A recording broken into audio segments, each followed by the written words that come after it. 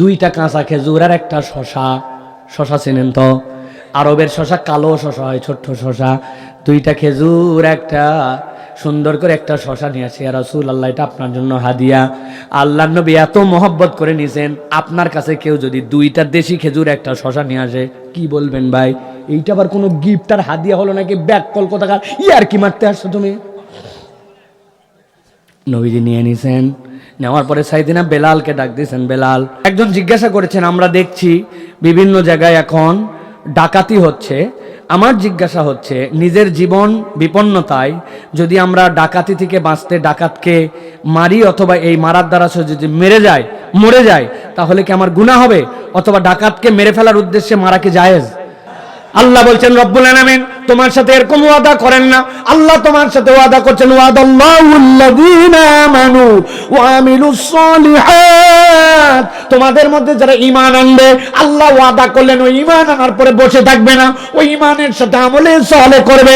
আল্লাহ বলছেন আমলে সালেহ যদি করে, মিনহুম মাগফিরাতাও ওয়া আজরান আযীমা, আমি রব্বুল আলামিন তাকে অটোমেটিক ক্ষমা করব, আর আমি রব্বুল আলামিন তাকে আজরান আযীম তথা জান্নাতে আমার সাথে দিদার দিয়ে দিব। এখন এখানে যারা আছি আমরা সবাই চিন্তা করছি, হুজুর এ আবার নতুন কথা কি হলো? ঈমান আর আমলে চলে তো জানা কথা, হাজার হাজার বার শোনা কথা, ঠিক না? কিন্তু এর মধ্যেও কঠিন গভীর কথা আছে। ঈমানদারের ব্যাড কনসেপ্ট অথবা না জানা কনসেপ্ট। ভাই ঈমান তো বুঝলাম, আমলে চলে কাকে বলে? কই নামাজ রোজা হজ যাকাত করি না নাকি? ওইটাই তোমার জন্য আমলে চলে, তাই তো নাকি? ভালো করে বুঝেন, ঈমানের সাথে নামাজ রোজা হজ যাকাত আপনার আমলে চলে, কিন্তু এটাই একমাত্র আমলে চলে নয়। আপনি যদি মনে করেন নামাজ রোজা হজ যাকাত দ্বারাই সব গুনাহ মাফ হবে, হয় নাই। আপনার বুঝটা একটু শুধরানো লাগবে। ইয়াংরা, তরুণরা উত্তর দাও তো ভাই, তোমাদের এলাকায় প্রাইমারি স্কুল হাই স্কুল আছে নাকি ভাই? ওই প্রাইমারি স্কুল হাই স্কুলে ঢোকার জন্য সকালবেলা নির্ধারিত টাইম আছে না নাই? ওই স্কুলের জন্য ড্রেস কোড আছে না নাই? ওই স্কুলের জন্য পরীক্ষা দেওয়ার পরে 5 নম্বর নির্ধারিত আছে না নাই? এখন আপনার স্কুলে ঢোকার টাইম সকাল 8:30। এক ছেলে বলছে, অত সকালে আমার ঘুম ভাঙে না, শীতের দিন, আমার যখন ঘুম ভাঙবে আমি তখনই যাব। কোনোদিন 9:30, কোনোদিন 10টা, চলবে? ওই ছেলে বলছে, আমাদের স্কুলের ড্রেস হচ্ছে সাদা শার্ট কালো প্যান্ট। বলছে, যাদের বাপের টাকা পয়সা নাই তারা এক সাদা শার্ট আর কালো প্যান্ট পরে যাবে। আমার লাল আছে, হলুদ আছে, শার্ট আছে, প্যান্ট আছে, জুব্বা আছে, পাঞ্জাবি আছে, ফতুয়া আছে, টি শার্ট আছে, আমার যেদিন যেটা মন চাই সেদিন সেটা পরে যাব। হবে তো? না, বলবেন না, স্কুলের একটা ড্রেস কোড আছে। ওই ছেলে পরীক্ষা দেওয়ার পরে পাইছে 20, কিন্তু আপনার পাস মার্ক 33। বলতেছে যেইগুলা ছেলে পেলে 33 পাগ্গার না পাগ্গা, আমার 20এই পাস মার্ক। হবে? মাথার মধ্যে ঢুকায় নেন। নবী বলছেন, তুমি আমলে সলেকে নামাজ রোজা মনে করতেছো, ভুল মনে করো না। বুনিয়াল ইসলামু আলা খামসিন, ইসলামের একটা বেনা আছে, ইসলামের একটা ভিত্তি আছে। আপনি যদি নিজেকে মুসলিম পরিচয় দেন আর ইসলাম নামক ইনস্টিটিউটের মধ্যে আপনি যদি ঢোকেন, তাহলে আপনাকে নামাজ পড়া লাগবে আল্লাহর দেওয়া সময় অনুযায়ী, আপনাকে রোজা ফরজ হলে রাখা লাগবে, হজ ওমরা ফরজ হলে আপনাকে করতে হবে, যাকাত ফরজ হলে আদায় করতে হবে। যদি আপনার এইগুলা না থাকে, তাহলে স্কুলে যেরকম ঢোকার টাইম আছে, পাস মার্ক আছে, স্কুলের ড্রেস কোড আছে, ইসলামের নিয়ম এইটা না থাকলে আপনি স্কুলের মধ্যে পাস মার্কই পাবেন না, মুসলমান পরিচয় দিতে পারবেন না, ঠিক না? একজন মুসলমান যাকাত তার প্রতি ফরজ, বলছে আমি দিলাম না, মুসলমান থাকবে? কথা বললেন না যে? বলছে কিসের হজ? ওই হজ করা তো পিকনিকের মতো, অতএব দরকার নাই হজ করার, আমার এই টাকা অন্য জায়গায় প্রয়োজনে দান করব, ঈমান থাকবে না। তাহলে যেই কাজ না করলে ইসলামের মধ্যে নাম থাকে না, ওইটারে কেমনে শুধু ভালো কাজ বানাইছেন? আল্লাহ বলতেছেন, ইন্নাল্লাযীনা আমানু ওয়া আমিলুস সলিহাত। বান্দা, আমার কাছে ক্ষমা যদি পেতে চাও, তাহলে ঈমানের সাথে একটু বুঝ করে ভালো কাজ করো। নবী বলছেন, লিল মুমিনি আলাল মুমিনি সিত্তু খিসাল। কোন ঈমানদার অসুস্থ হয়েছে, আপনি দেখতে চলে গেছেন, জানাজার খবর পাইছেন, হাজির হয়ে গেছেন, হাঁচি দিয়ে দিছে, আলহামদুলিল্লাহ, ইয়ারহামুকাল্লাহ বলছেন। রাস্তায় দেখছেন খানাখন্দ অন্ধ হয়ে গেছি, আমি 2 কোদাল মাটি দিলে একটু রাস্তাটা সুন্দর হয়, অথবা রাস্তার মধ্যে একটা বাঁশের ডাল নেমে আসছে, অমুক লোককে গুতা লাগতে পারে, আপনি কেটে দিছেন, রাস্তাটা পরিষ্কার করে দিছেন, 10 বন্ধু মিলে নিয়ত করছেন এই বুধবারে তোর বাড়ির থেকে ঝাড়ু নিয়ে আসবি, আমার বাড়ির থেকে ব্রাশ নিয়ে আসবো, তুই একটুখানি পাউডার আনবি, আমি একটুখানি হারপিক নিয়ে আসবো। মসজিদের অজুখানাটা লাল হয়ে গেছে, কেমন জানি বিশ্রী গন্ধ বের হয়, আমরা ডলে ডলে ডলে ডলে মসজিদের অজুখানাটা পরিষ্কার করে ফেলবো, মসজিদের বাথরুমটা পরিষ্কার করব, মসজিদের যেই ফ্যানগুলো আছে কালো হয়ে গেছে, আমরা একটু মসজিদের ফ্যানগুলা ধুয়ে দিব। 2টা জায়নামাজ বাড়িতে নিয়ে আসে মাকে দিয়েছেন, মা এই 2টি জায়নামাজ মসজিদের জায়নামাজ কেউ ধোয় না, কড়কড়া হয়ে গেছে, তুমি একটু ধুয়ে দাও। এই যে আপনি আপনার ইমানের মূল দায়িত্বের বাইরে ছোট্ট ছোট্ট করে ভালো কাজ করেন। আল্লাহ বলছেন বান্দা যখন ইমানের সাথে নেক কাজ করতে শুরু করে, আপনি নবী জানায় দেন মিনহুম মাগফিরাতাও ওয়া আজরান আযীমা, আমি আমার বান্দাকে এই কারণে মাফ করে দেই আর তার জন্য বড় পুরস্কার রেডি রাখি। সুবহানাল্লাহ। তাহলে আমাদের জীবনে ইমানের সাথে ভালো কাজ যুক্ত। আপনি মসজিদে 1:30টার সময় টাইম দেখে ঢোকেন, কথা হলো, আপনি বলেন আমি অবসর কোনো কাজ নাই, আপনি 2 রাকাত তাহিয়াতুল ওযু পড়েন না, আপনি 2 রাকাত দুখুলুল মসজিদ পড়েন না, আপনি অটোমেটিক এক দোয়া বানাইছেন আসসালামু আলাইকুম রাহমাতুল্লাহ, আসসালামু আলাইকুম রাহমাতুল্লাহ, এরপরে এক হাত তুলে শাটাশাট শুধু মুখের সাথে ঘুষে চলে আসলেন, এরপরে কত ওজিফা আছে আপনি এটা করেন না। তরুণরা কোনো আমলের দিকে তার কোনো উৎসাহ নাই, অযথা সময় পার করে দেয়, কিন্তু তাসবিহ তাহলিল নতুন করে শিখে না। আমি না জান্নাতে যেতে চাই, উপায় কি? আল্লাহ বলছেন ঈমান আনছিস, ওর সাথে একটু করে আমলে চলে খুঁজে বের করে করে কর, আমি আল্লাহ তোর যে ভুল হয়েছে ওইগুলো মাফ করে দেবো। সুবহানাল্লাহ বলেন। তাহলে আমাদের 1 নম্বর ক্ষমা লাভের উপায় ঈমান এবং নেক আমল। তাহলে ক্ষমা লাভের সর্বনিম্ন উপায় কয়টা বলছি? কয়টা বলছি? 5টা, বাকি আছে কয়টা? চলেন 2 নম্বরে। আল্লাহ বলছেন কোন বান্দা যদি আল্লাহ রাব্বুল আমিনের কাছে ক্ষমা পেতে চায়, 2 নম্বর তার আমল জীবনে যেইটা দরকার, ওই বান্দা আল্লাহর কাছে ক্ষমা চাওয়া লাগবে তাকে। গভীর মনোযোগ, আজকের সবচেয়ে সূক্ষ্ম পয়েন্ট এইটা, আল্লাহর কাছে ক্ষমা চাওয়া লাগবে। এটা আবার অজানা কেমন কথা, বিরাট বড় কথা আছে। চলেন আল্লাহ বলছেন সূরা নিসা 110 নম্বর আয়াতের মধ্যে, ওমাইয়া আমাল সুআন আও ইয়াযলিম নাফসাহু সুম্মা ইস্তাগফিরিল্লাহ ইয়াজিদিল্লাহ গফুরুর রহিমা। আল্লাহ বলছেন নবী জানান, ওমাইয়া আমাল সুআন, তোমাদের মধ্যে কেউ যদি গুনাহ খাতা করে ফেলে, আও ইয়াজলিম নাফসাহু, অথবা নিজের আত্মার উপরে জুলুম করে ফেলছে, আত্মা স্বীকারোক্তি দিয়ে আসছিল রব তুমি আল্লাহ, তোমার কোনো কথার বরখেলাপ করব না, কিন্তু শয়তানের প্ররোচনায় আত্মার উপরে এসে জুলুম করে ফেলছে। আল্লাহ বলতেছেন সুম্মা ইস্তাগফিরিল্লাহ, এরপরে আল্লাহর কাছে ক্ষমা চায়, ইয়াজিদিল্লাহ গফুরুর রহিমা, যদি আল্লাহর কাছে ক্ষমা চাওয়ার মতো চায়, তৎক্ষণাৎ বান্দা আল্লাহকে ক্ষমাকারী রহিম পেয়ে যাবে। সুবহানাল্লাহ। এখন বলবেন হুজুর আমরা তো ক্ষমা চাই, কেমনে ক্ষমা চান? ওই যে নামাজের পরে সালাম ফিরাইছে ইমাম সাহেব, আসসালামু আলাইকুম ওয়া রাহমাতুল্লাহ, আসসালামু আলাইকুম ওয়া রাহমাতুল্লাহ, আস্তাগফিরুল্লাহ আস্তাগফিরুল্লাহ আস্তাগফিরুল্লাহ, না কি বলছেন আপনি? আস্তাগফিরুল্লাহ আস্তাগফিরুল্লাহ আস্তাগফিরুল্লাহ, আরে আস্তাগফিরুল্লাহ রাব্বি এইটুকু বলে না, বলে আস্তাগফিরুল্লাহ আস্তাগফিরুল্লাহ আস্তাগফিরুল্লাহ, আছে না? মানে কি করছেন আপনি জানেন? কি জঘন্য অপরাধ আমি করেছি আপনি কি জানেন? হিসাব আপনি করেন নাই, আমরা নিজেরাও হিসাব করি নাই। আমি উদাহরণ দিয়ে বলি, 2টা উদাহরণ মাথার মধ্যে সেট করে দিয়ে রাখবেন। আপনার ছেলেকে ধরেন থানার থেকে এসে ভুল করে ধরে নিয়ে গেছে, ছেলে আবার ভুল করে কেমনে ধরে? এলাকায় 2টা ছেলে আছে, 2টার নামই হচ্ছে আব্দুর রাহিম, কিন্তু বাপের নাম ভিন্ন, একজনের আব্দুল জব্বার একজনের আব্দুল কুদ্দুস, কিন্তু 2 বেটারই নাম আব্দুর রাহিম। এখন আব্দুর রাহিমের নামে ওয়ারেন্ট আসার পরে যেই বেটার নাম আব্দুল গফুরের বেটা আব্দুর রাহিম, তারে না ধরে অন্য যার আব্দুর রাহিম তারে ধরে নিয়ে চলে গেছে। এখন বেচারির তো টেনশন, বাপ এখন থানায় গেছে, থানায় এখনো চালান দেয় নাই, থানার মধ্যে ওই ছেলেকে রাখছে। ওসি সাহেবের কাছে এখন যদি ন্যাশনাল আইডি কার্ড নিয়ে যায়, ওই ছেলের যদি কোনো একটা সনদ যেটাতে চেনা যায় এই ছেলে, ওইটা যদি নিয়ে যায়, তাহলে কেস করার আগে প্রমাণ করতে পারলে ছেড়ে দিতে পারে, ঠিক না? এখন ওই লোক গেছে, মেজাজ তো খারাপ, আমার ব্যাটারে ওসি সাহেব ধরে নিয়ে গেছে, ব্যাককল কোথাকার নামটাম ঠিক করে না চেক করে নিয়ে গেছে, মেজাজ গরম। কিন্তু ওসি সাহেবের আর এমন কি পাওয়ার? কিন্তু ওসি সাহেবের কাছে যাওয়ার পরে তার সাথে যদি আদবের সাথে না বলে, যাওয়ার পরে ওসি সাহেবের ঘরে ঢুকেই বলতেছে, এই ওসি সাহেব আমার ব্যাটার নাম আব্দুর রহমান আব্দুল গফুর, তা কিন্তু আপনি ভুল করে দিলেন, এক্ষুনি ছেড়ে দেওয়া লাগবে, ছাড়ে দেন।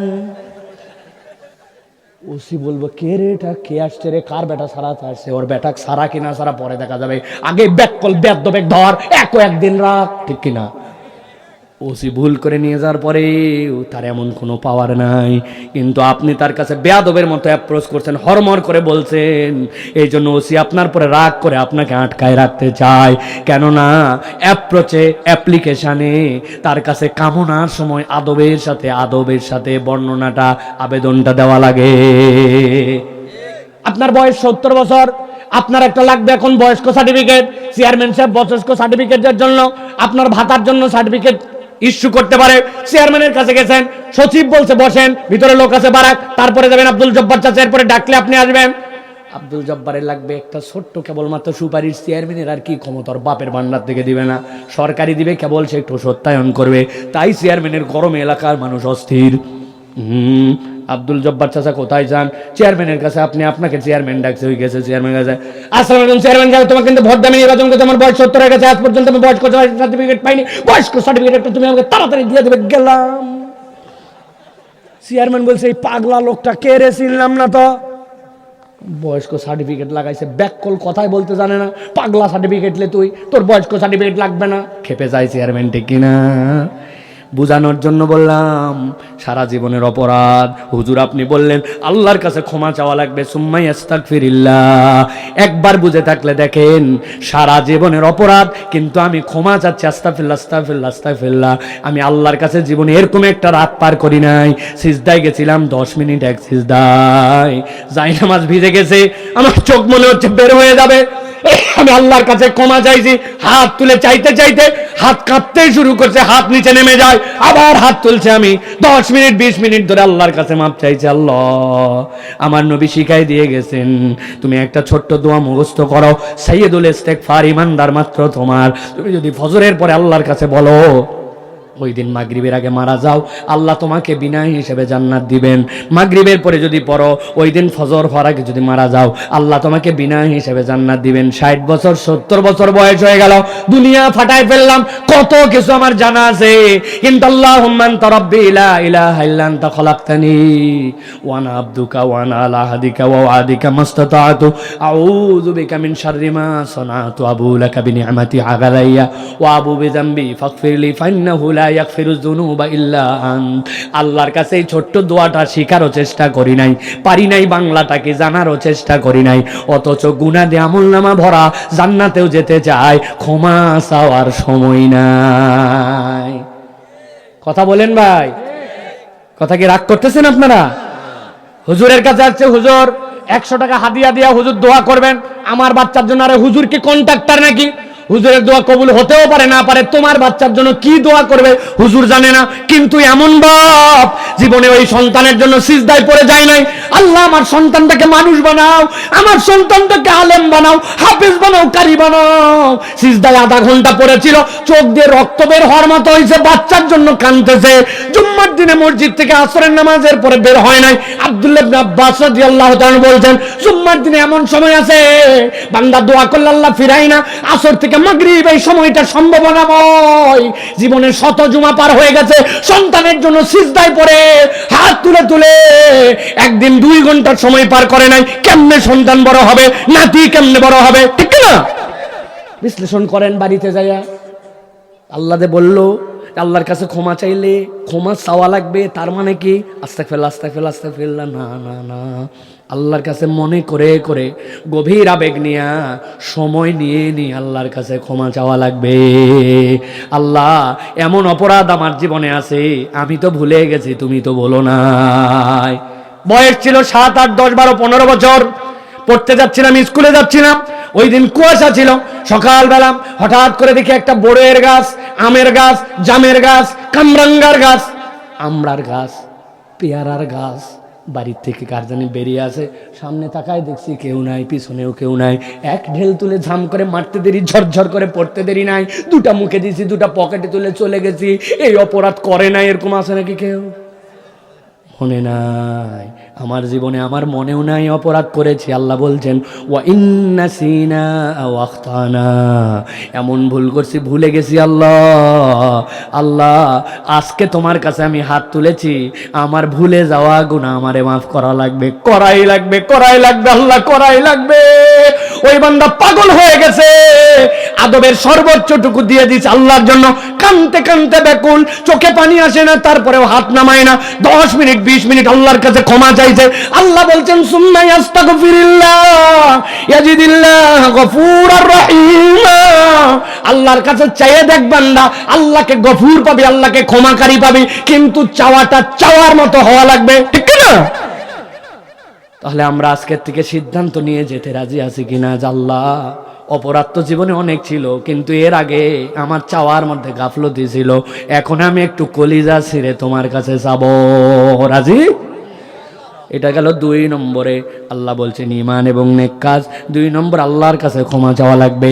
3 নম্বরে বান্দা যদি আল্লাহর কাছে ক্ষমা পেতে চায়, তার জন্য একটা আমল লাগবে। আল্লাহ বলছেন সেইটা হচ্ছে তওবা। একটু আগে ইস্তেগফার বললেন, আবার তওবা।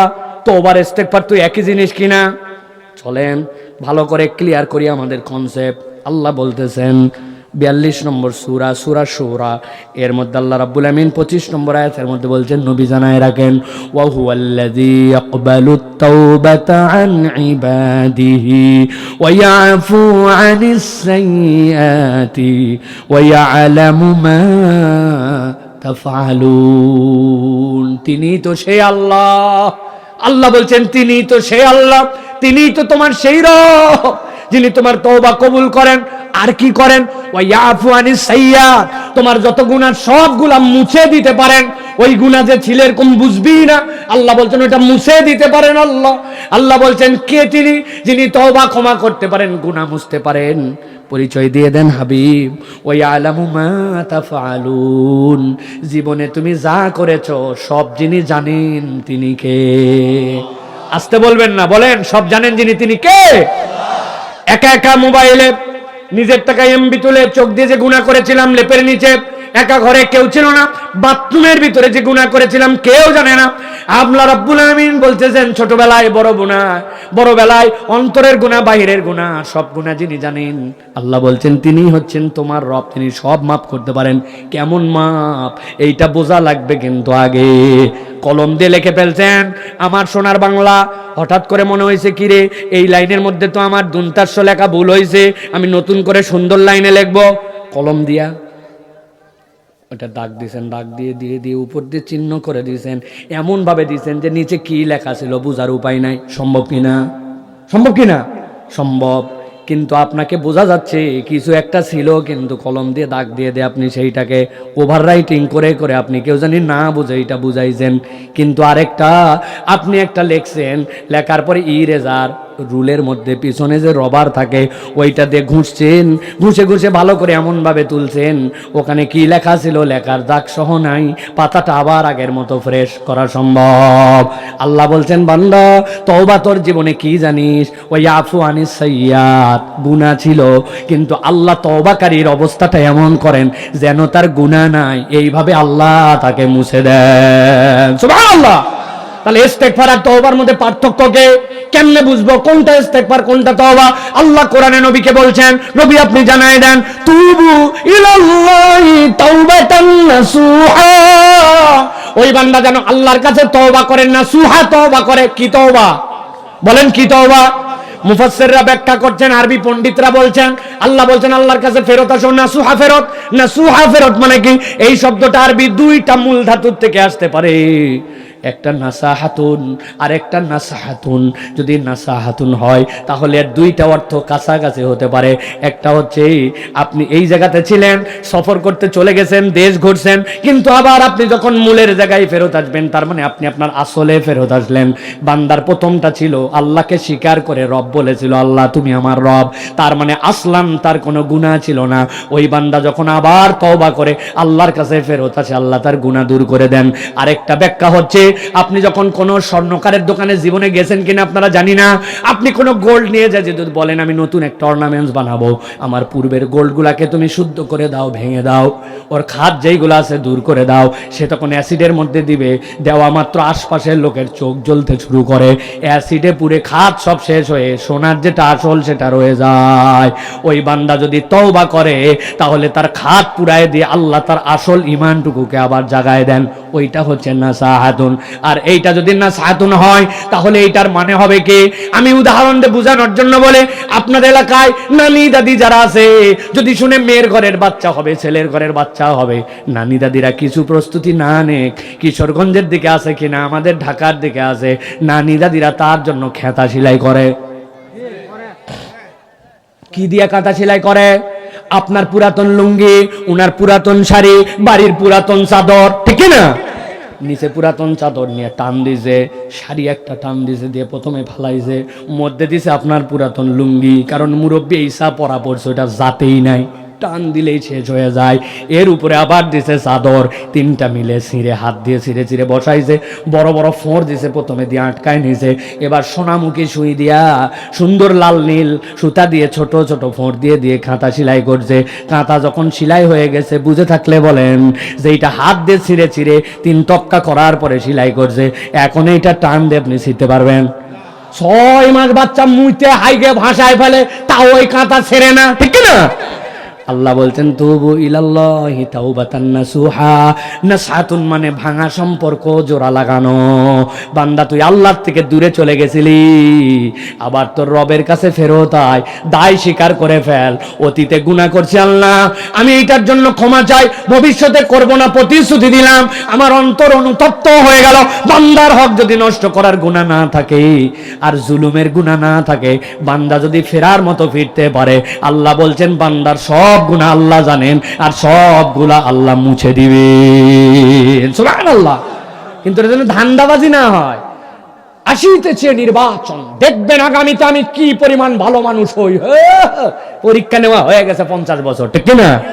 2 নম্বর মিথ্যা প্রতিশ্রুতি, মিথ্যা ইশতেহার। ওই পরিবর্তনের তওবা কি জন্য? ওটা আল্লাহর জন্য না, ওটা জনগণের জন্য, ঠিক না? সুতরাং জনগণের তওবা না। আব্বার কাছে ধরা পড়ছে, বলছে তোর মুখের মধ্যে লেবুর পাতা কেন? বলছে আমি বিড়ি খাইনি। আরে তোকে বিড়ি খাওয়ার কথা কে জিজ্ঞাসা করছে? লেবুর পাতা কেন? তো বলছে আর জীবনেও খাবো না। এটা কার জন্য? আব্বার ভয়ে, আল্লাহর ভয়ে না, ঠিক না? এখন আপনার তওবা যদি এরকম ধান্দাবাজি তওবা হয় তাহলে তওবা হয় নাই। ওই জন্য আল্লাহ বলছেন, এমন শব্দ আল্লাহ দিয়েছেন নাসুহা, পুরায়া বিশুদ্ধ করে তুমি আসলান আল্লাহর কাছে ফেরত আসার মতো আসছো, আল্লাহর জন্য তওবা করছো, আল্লাহকে ভয় করে করছো। 2 নম্বরই না, ধান্দাবাজি না। আল্লাহ বলছেন এই ভাঙার সম্পর্ক জোড়া লাগালে আল্লাহ তোর জীবনের সব গুনাহ মাফ করে দিবেন। শোনেন বলেন। তাহলে আজকে যাদের মুখে দাড়ি নাই, শপথ করেন আল্লাহ ভুল করছিলাম, আল্লাহ আমি আজকের থেকে আর এই দাড়ি তো কাটা নবীর সুন্নতের বাহিরে, এটা আল্লাহ রাব্বুল আলামিন দায়িত্ব দিয়েছেন, আমি একদিন পর্যন্ত মনে করছি রাখলে আনস্মার্ট লাগে, কেমন লাগে, এই কারণে আল্লাহ গুনাহ করছে। আজকে তওবা করলাম, দুনিয়া একদিক হয়ে যেতে পারে, আমার দাড়ি আর কাটবো না। আল্লাহ বলবেন সব গুনাহ মাফ বান্দা, আয় তোর সব গুনাহ মাফ করে আমি যেন লিখে দিব, হওয়ার পরের থেকে তোর দাড়ি তুই কোনোদিন কাটিস নাই। সুবহানাল্লাহ বলবেন না?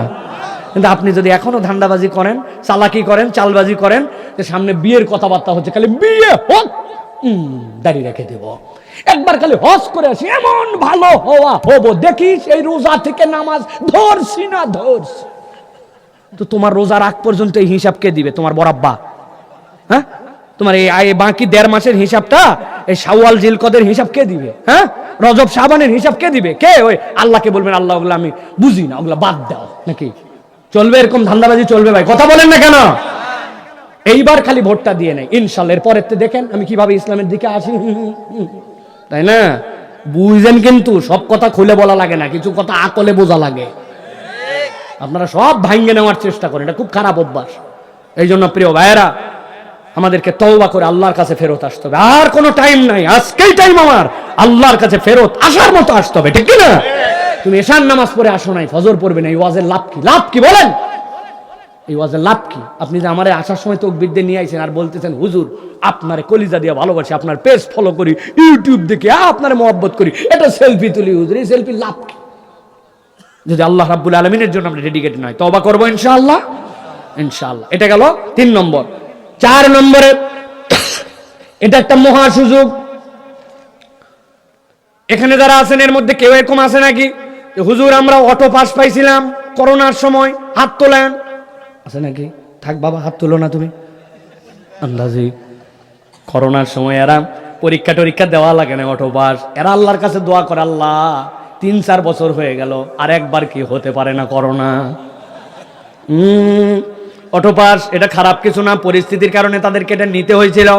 কিন্তু প্রিয় ভাইয়েরা, আল্লাহ বলছেন বান্দা ক্ষমা লাভের জন্য ঈমান আর নেক আমল, ক্ষমা লাভের জন্য ইস্তেগফার, ক্ষমা লাভের জন্য তওবা, কিন্তু ঈমানদারের জীবনে ক্ষমার জন্য একটা অটো পাস আছে। সুবহানাল্লাহ বলবেন না? আল্লাহ রাব্বুল আমিন কোরআনে বলছেন ইন্নাল্লাযীনা ইয়াখশাউনা রাব্বাহুম বিল গায়ব লাহুম মাগফিরাতুন ওয়া আজরুন কাবীর। আল্লাহ বলছেন দুনিয়ার মানুষ একটা আমল করো, অটো পাসের মতো তোমার গুনাহ মাফ হয়ে যাবে। তুমি তোমার হৃদয়ের মধ্যে একটা সফটওয়্যার ইনস্টল করে নাও। আল্লাহ বলছেন যারা দুনিয়াতে রবকে ভয় করে, আল্লাহ এই ভয়, এই তাকওয়া, এই আল্লাহ ভীতির এমন মর্যাদা দেন।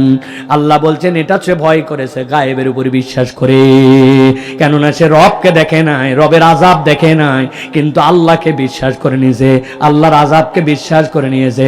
আল্লাহ বলবেন যে একবার তার কলিজার ভিতরে আল্লাহর ভয়কে ইনস্টল করায় নিবে, লাহুম মাগফিরা, আল্লাহ তাদের অটো ক্ষমা করে দিবেন। আর আল্লাহ বলছেন ওয়াজরুন কাবীর, আর তাদের জন্য আল্লাহ জান্নাতে তার দিদার দিয়ে দিবেন। সুবহানাল্লাহ। আল্লাহর ভয় মানে কি ভাই? সংক্ষেপে বলি, দীর্ঘ কথা বলার সুযোগ নাই। আপনি বলছেন আমি আল্লাহকে ভয় করে, কিন্তু আপনার কাজে প্রমাণ নাই। আপনার রব আপনাকে বলেছে আমি তোমাকে দায়িত্ব দিলাম, তুমি মিথ্যা কথা বলবে না। আপনার মুখ দিয়ে মিথ্যা বের হয়, আর আপনি বলতেছেন আল্লাহকে ভয় করি। করা হয়েছে।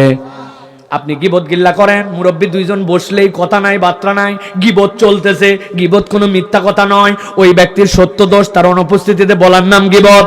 এই গীবতকারী আছে কিনা? চায়ের দোকান গীবতের আড্ডাখানা। একজন বলছে উত্তরপাড়ার দুলাল বিদেশে গেছে, জানিস নাকি ওর বইয়ের খবর?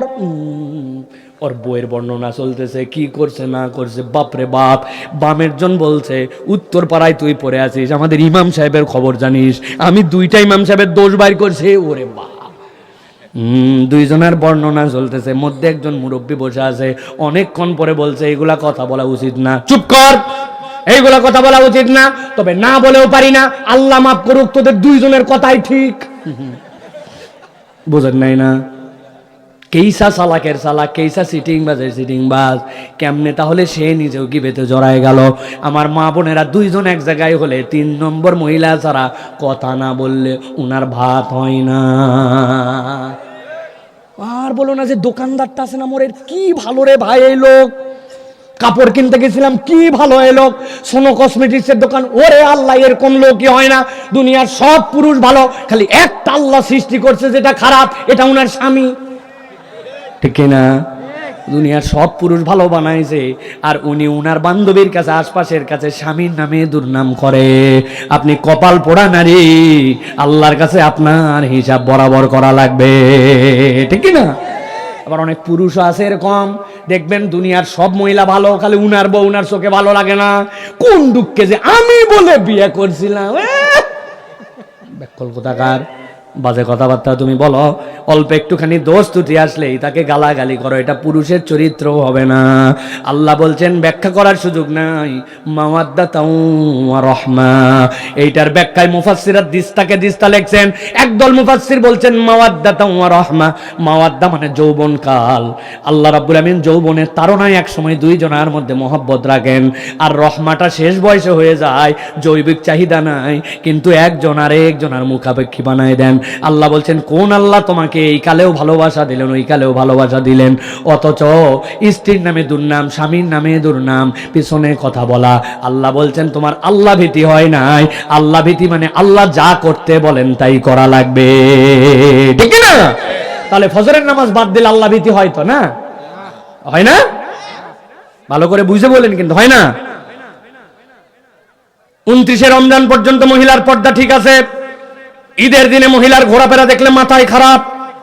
এলাকায় নাই 3 পিস, কয় পিস? অন্যদিন হিজাব, 3 পিস। কি 3 পিস? যা বলে হুজুর তাই ঠিক বলেন আপনারা। দেখা যায় 3 পিস বলে, কিন্তু 3 পিস তো নাই, নিচে 1 পিস, উপরে 1 পিস, আর 1 পিস কই? ওটা ওড়নার মতো পেঁচায় পিছন দিকে ঝুলাই দিয়েছে, ওইটা পিসের মধ্যেই পড়ে না। তাহলে আপনি মা রমাজানের 29-30 পর্যন্ত কোন আল্লাহকে ভয় করলেন, আর ঈদের দিনে আপনি কোন আল্লাহকে ভয় করলেন না? আপনি পূর্ণ ইমানদার হতে পারেন নাই, অটক আল্লাহর ক্ষমা আপনার নসিবে নাই। অন্য সময় বোরকা, কিন্তু বিয়ের দাওয়াত পালে মাথা খারাপ, এমন ড্রেসআপ, এমন গেটআপ, এরকম মহিলা এলাকায় আছে না নাই? কাদের বাড়িতে আছে হাত তোলেন? আছে। ওগুলো মহিলাকে আলাদা বাড়ি করে আসে না, কিন্তু আপনার বাড়িতে আছে, আছে বলতে লজ্জা লাগলো না আপনার? আল্লাহ রাব্বুল আমিন এই জন্য বলছেন, আমি বকাঝকা করি নাই, বুঝানোর জন্য বললাম। আল্লাহ রাব্বুল আমিন বলছেন আল্লাহকে ভয় করো। আল্লাহকে যদি ভয় করে চলো, আল্লাহ অটোমেটিক বান্দা তোমাকে মাফ করবেন। সারা সময় মনে রাখবেন, আল্লাহকে ভয় মানে আল্লাহ যা বলে শুনি, আল্লাহ যা মানা করেছে সেখান থেকে দূরে থাকি। এবার আওয়াজ দিয়ে 3টা ওয়াদা নিব। আল্লাহকে মিথ্যা কথা বলতে বলেছেন না নিষেধ? গালাগালিকে আল্লাহর হুকুম না মানা, গীবত গিল্লাকে আল্লাহ নির্দেশ দিয়েছেন না নিষেধ? আজকের থেকে ওয়াদা করেন, কিশোরগঞ্জের, করিমগঞ্জের মুসলমানেরা, মুখ থাকবে, মিথ্যা থাকবে না, গীবত থাকবে না, গালি থাকবে না, মিথ্যা থাকবে না, গীবত থাকবে না, গালি থাকবে না। হাত তোলেন।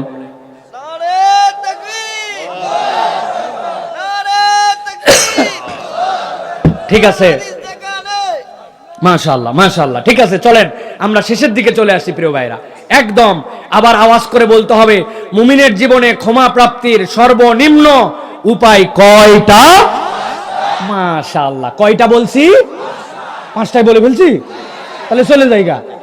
4টা বলছি, বাকি আছে কয়টা? শেষ, একবারে শেষ। আল্লাহ রাব্বুল আমিন বলছে, ইমানদার যদি রব্বুল আলামিনের কাছে ক্ষমা পেতে চায়, আল্লাহ বলছেন আরেকটা উপায়, বান্দা এটা করবে আর বান্দা আল্লাহর কাছ থেকে মাপ পাবে। কি উপায়? নবী বলছেন জানাই দেন, রাসূলুল্লাহ সাল্লাল্লাহু আলাইহি সাল্লাম, ওয়া মিম্মা রাযাকনাহুম ইউনফিকুন, আমি আল্লাহ তাকে যে রিজিক দিয়েছি, ওই রিজিক থেকে বান্দা যেন দান খয়রাত করে। বান্দা যদি দান খয়রাত করে, আল্লাহ রাব্বুল আলামিন বান্দার গুনাহ খাতা মাফ করে দেন। সুবহানাল্লাহ। কিন্তু ইমানদারের চরিত্র কেমন হয়েছে? আল্লাহ কোরআনে বলছেন, ওয়াসিররু কাওলাকুম আও ইজহারু বিহি ইন্নাহু আলিমুম বিযাতিস সুদূর। আল্লাহ বলছেন তুমি জোরে বলো আর ধীরে বলো, প্রকাশ করো আর গোপন রাখো, আল্লাহ তোমার অন্তরের সব খবর রাখেন। ঠিক কিনা? আপনার পকেটে হাত দিয়ে কেউ দেখে না, কিন্তু পকেটে কি মাল পানি আছে জানেন যিনি, তিনি কে? তিনি কে? জুম্মার দিনে তাহলে আপনি এই কাম করলেন কেন?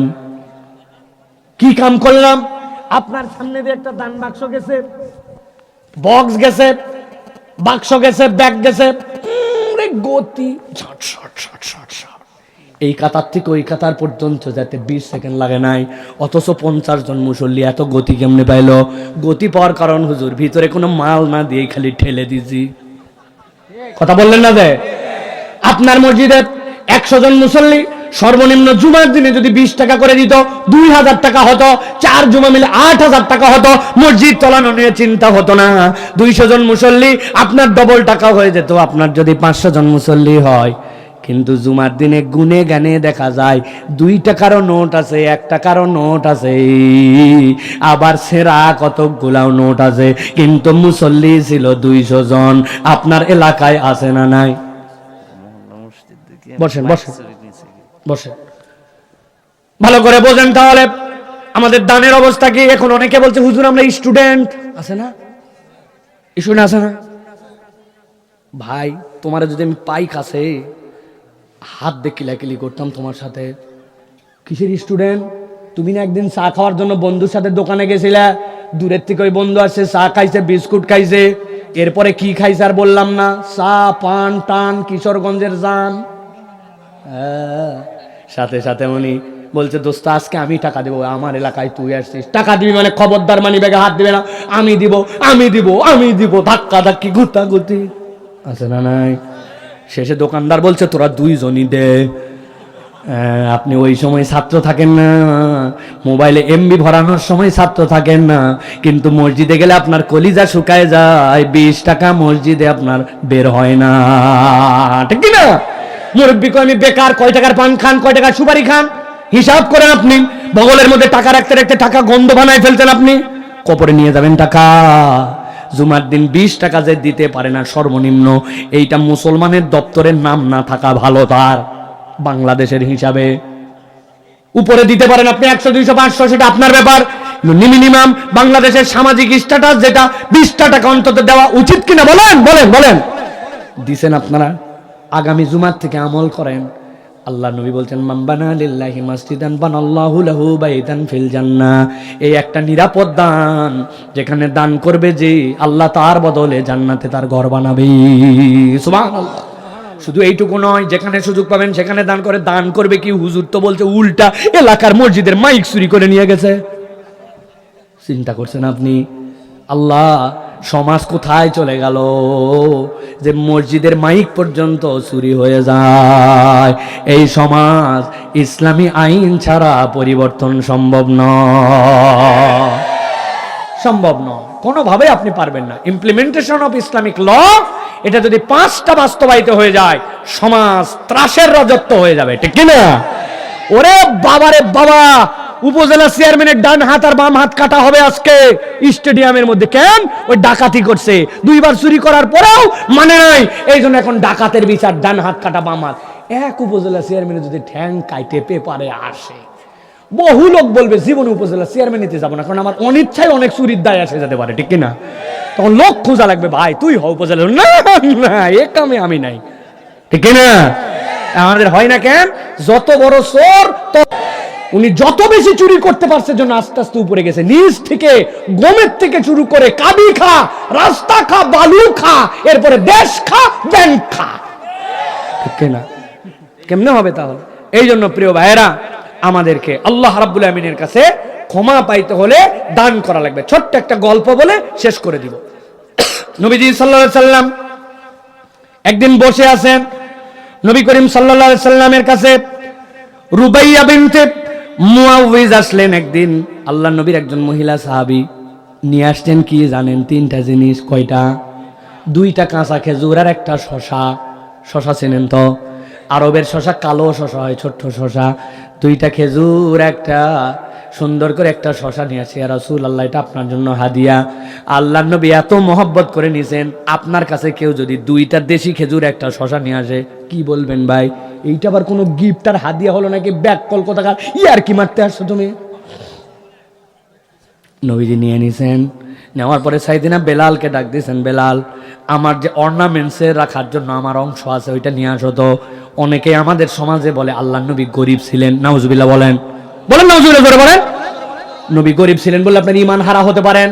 নবীজি হালতটা গোরাবানা পছন্দ করেছিলেন। আল্লাহ নবী কেমনে গরিব থাকে? আল্লাহ বলছেন আনফালের ভাগ নবীর জন্য 5/1। যেই যুদ্ধ করা লাগে নাই, না যুদ্ধেই মুসলমানরা জিতে গেছে, আল্লাহ নবীর অর্ধেক ভাগ। নবীর কাছে এত সম্পদ, অভাব নাই। আল্লাহ নবীর কাছে এসে বলছে, ইয়া রাসূলুল্লাহ, আমাকে একটু ছাগল দান করেন। আল্লাহ নবী ছাগলের পাল দিয়েছেন। 2 পাহাড়ের মধ্যে দিয়ে যাওয়ার সময় পুরা পাহাড়ের মধ্যেটা কালো হয়ে গেছে। সুবহানাল্লাহ বলেন। এক ছাগল জীবনে দান করি নাই, পুরা হায়াতে 70 বছরে নবীর পাল দেখে কালো হয়ে গেছে। নবীরে বলে গরিব, ব্যাক কলুম্মত। নবী হালতটা গোড়া বানা পছন্দ করছেন, যা পাইতেন দিয়ে দিতেন। 2 খেজুর, 1 শশা। আল্লাহ নবী ডাক দিছেন বেলালকে। আসার পরে বলছেন, রুবাইয়া, তোমার যে পাত্র আনছেন পাত্রটা দাও।